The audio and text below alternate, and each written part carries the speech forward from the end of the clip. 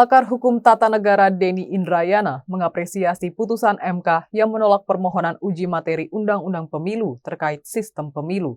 MK memutuskan pemilu 2024 tetap menggunakan sistem proporsional terbuka atau memilih wakil rakyat, bukan memilih partai politik.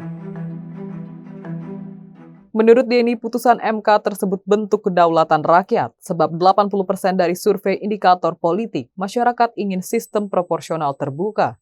Tak hanya itu, 8 partai yang ada di legislatif juga mendorong pemilu 2024 tetap menggunakan proporsional terbuka. Terkait informasi soal putusan yang sebelumnya diungkapkan, Denny mengaku sejatinya dirinya tidak ingin di akhir MK memutuskan proporsional tertutup.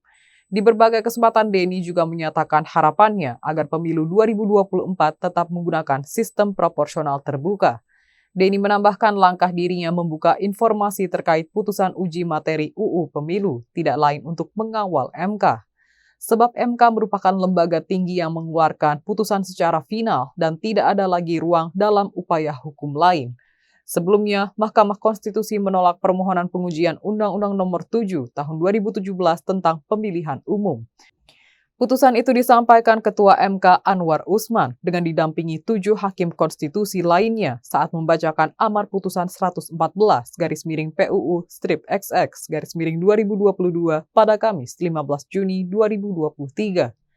Permohonan pengujian Undang-Undang Pemilu tersebut diajukan oleh Rianto, Nono Mariono, Ibnu Rahman Jaya, Yuwono Pintadi, Demas Brian Wicaksono, dan Fahrul Rozi. Para pemohon mengujikan pasal 168 ayat 2, pasal 342 ayat 2, pasal 353 ayat 1 huruf B, pasal 386 ayat 2 huruf B. Kemudian pasal 420 huruf C dan huruf D, pasal 422 dan pasal 426 ayat 3 Undang-Undang Pemilu terhadap Undang-Undang Dasar 1945. Pasal-pasal yang diuji tersebut mengenai sistem proporsional dengan daftar terbuka.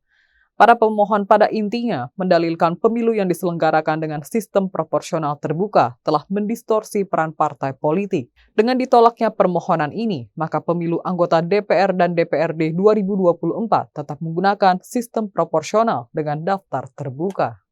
Jadi saya ujungnya kan ingin agar putusan informasi yang saya sampaikan itu berujung dengan putusan yang tetap menerapkan sistem proporsional terbuka. Jadi saya sendiri justru bukan orang lain, saya sendiri dalam banyak kesempatan sudah saya jelaskan berharap agar informasi saya itu ujungnya tidak menjadi kenyataan. Agar informasi yang saya sampaikan MK akan memutuskan sistem proporsional tertutup itu tidak menjadi putusan yang faktual. Saya justru berharap informasi saya itu berubah menjadi putusan yang tetap terbuka. Dan saya bersyukur alhamdulillah karena harapan saya tetap sistem proporsional terbuka terkabul. Yang lain beberapa kawan memang menyampaikan terima kasih. Mereka menyebut ini whistleblower. Jangan lupa follow, like, dan subscribe sosial media Tribun Jateng.